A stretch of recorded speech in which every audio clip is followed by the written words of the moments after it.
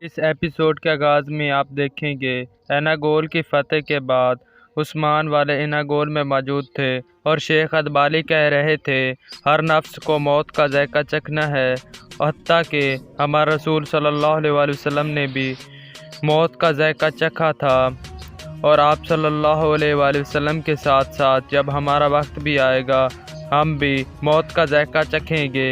اور حق کی راہ میں مرنا ایک رحمت ہے، لیکن جو مرحوم گزر جاتے ہیں وہ پیچھے والوں کے لیے دکھ چھوڑ جاتے ہیں۔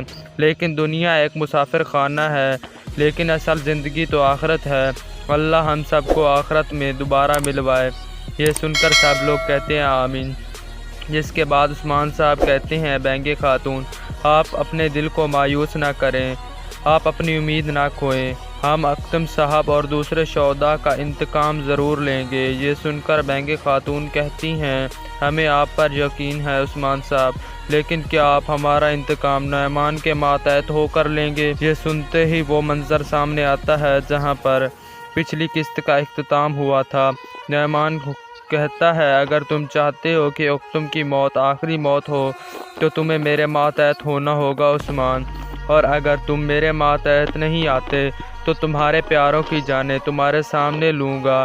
میں تمہیں کل دوپہر کا وقت دیتا ہوں، تم فیصلہ کر لو، یا تو تم میرے ماتحت ہو جاؤ یا اپنے پیاروں کی لاشیں دفن کرو گے۔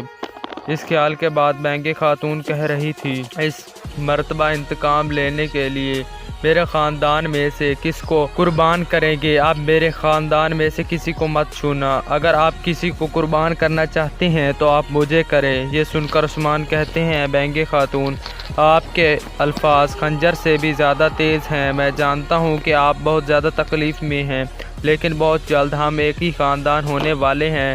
لیکن یہ مت بھولیں کہ جس مقصد کے لیے اکتم صاحب نے اپنی جان دی ہے، اسی مقصد کے لیے کل عثمان صاحب بھی اپنی جان دے سکتے ہیں۔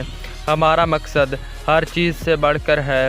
میں جانتا ہوں کہ آپ کا دل کتنی تکلیف میں ہے، لیکن ہمارے مقصد کو مت بھولیں۔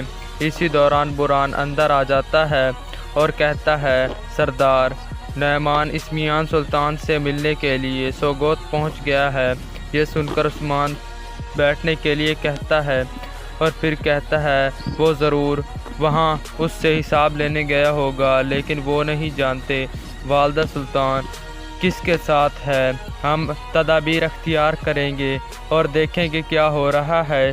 یہ سن کر ملہون خاتون کہتی ہے ہم کس پر بھروسہ کریں گے عثمان صاحب، ہو سکتا ہے کہ اسمیان سلطان ہمیں دھوکہ دے دے۔ بالا خاتون کہتی ہیں نعمان اپنے ساتھ اتحاد کرنے کو کہے گا۔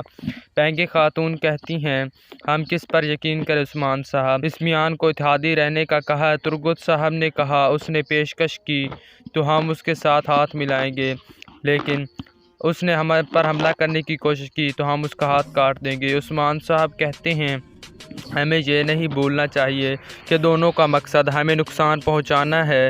ترگت کہتا ہے نعمان اپنی فوج کے ساتھ لڑے گا، جبکہ اسمیان سلطان اپنی چالوں کے ساتھ۔ ہمارے لیے یہ جنگ بہت مشکل ہونے والی ہے۔ عثمان کہتا ہے پہلے ہم نعمان کے ساتھ نپٹتے ہیں، پھر والدہ سلطان کی باری بھی آئے گی۔ دوسری جانب نعمان اپنے سپاہیوں کے ساتھ سوگوت اسمیان سلطان کے پاس پہنچ چکا تھا اور اس نے اپنی تلوار اسمیان سلطان پر تانی ہوئی تھی۔ نعمان کہتا ہے تم میری وفادار تھی، لیکن تم نے عثمان کا ساتھ دیا۔ اسمیان کہتی ہے میں نے وہی کیا جو مجھے کرنا چاہیے تھا۔ نعمان کہتا ہے تم نے مجھے دھوکہ دیا ہے۔ اسمیان سلطان کہتی ہے کیا تم ان زمینوں پر حکومت کرنا نہیں چاہتے؟ یہ تو تمہارے لیے بہتر ہوا کہ اولف مر گیا ہے۔ نعمان کہتا ہے اگر کوئی مرتا ہے تو اس کا فیصلہ میں کروں گا، اور میں فیصلہ کروں گا کہ یہاں پر کون زندہ رہے گا، اور جب تک عثمان میرے ماتحت نہیں آ جائے گا تم اس کا ساتھ نہیں دو گے۔ یہ کہہ کر وہ اپنی تلوار ہٹا لیتا ہے۔ اسمیان کہتی ہے تمہیں لگتا ہے عثمان تمہارے ماتحت آ جائے گا؟ نعمان کہتا ہے لگتا نہیں، مجھے مکمل یقین ہے۔ اسمیان کہتی ہے اس کے پیچھے تمہارا مقصد کیا ہے؟ نعمان کہتا ہے میرا مقصد اتنا آسان نہیں جسے تم یا عثمان سمجھ سکو۔ اسمیان سلطان کہتی ہیں تمہارا مقصد کوئی بھی ہو، لیکن میں عثمان کو جانتی ہوں، وہ اپنا سر تو کٹوا دے گا لیکن تمہاری فرما برداری نہیں کرے گا۔ یہ سن نعمان کہتا ہے عثمان میری ضرور فرما برداری کرے گا اور اس میں تم میری مدد کرو گی۔ یہ سن کر اسمیان سلطان کہتی ہیں یہ بھی میری خوشی کی بات ہے کہ میں تمہارے کام آؤں، میں ہمیشہ تمہارے ساتھ دینے کے لیے تیار ہوں کماندار نعمان۔ نعمان کہتا ہے تم نے بالکل ٹھیک کہا، عثمان اپنا سر تو کٹوا دے گا لیکن میری فرما برداری نہیں کرے گا، لیکن وہ اپنے لوگوں کی جان بچانے کے لیے ضرور آئے گا۔ یہ سن کر اسمیان کہتی ہے میں تمہارے ساتھ ہوں اور جب بھی تمہیں میری ضرورت پڑے گی میں تمہارے ساتھ رہوں گی، تم میری بات کو سمجھو۔ اور اپنے سپاہی کو کہتا ہے نوکر اور ایک سپاہی کو کونے کی طرف بھیجو، اگر والدہ سلطان میری نافرمانی کرتی ہے تو اس کے بیٹے علاء الدین کو دیواروں پر لٹکا دیا جائے گا۔ یہ سن کر اسمیان سلطان بہت پریشان ہو جاتی ہیں۔ نعمان کہتا ہے اب تم سمجھ گئی ہو والدہ سلطان، اب تم سب میرے ماتحت ہو اور تم سب کی جان میری تلوار کے نیچے ہے۔ یہ کہہ کر نعمان اپنے سپاہی کے ساتھ وہاں سے جانے لگتا ہے۔ دوسری طرف عثمان صاحب کہہ رہے تھے کہ اسمیان سلطان نعمان کو والدہ سلطان نعمان کو پرسکون کرنے کی کوشش کرے گا، جب معاملہ ٹھنڈا ہو جائے گا تو تب ہم اس کے بارے میں سوچیں گے، پھر ہماری تلوار والدہ سلطان کی گردن پر ہوگی۔ نعمان کس بات کا انتظار کر رہا ہے؟ اس کے پاس موقع ہے، وہ ہم پر حملہ کیوں نہیں کر رہا؟ یہ سن کر بینگے خاتون کہتی ہیں اور وہ کتنا زیادہ نقصان پہنچا سکتا ہے ترگت صاحب، کیا آپ میرے سردار کے نقصان کو نقصان نہیں سمجھتے؟ ترگت کہتے ہیں استغفر اللہ بینگے خاتون، آپ کی تکلیف ہماری تکلیف ہے، میرے کہنے کا مقصد وہ نہیں تھا۔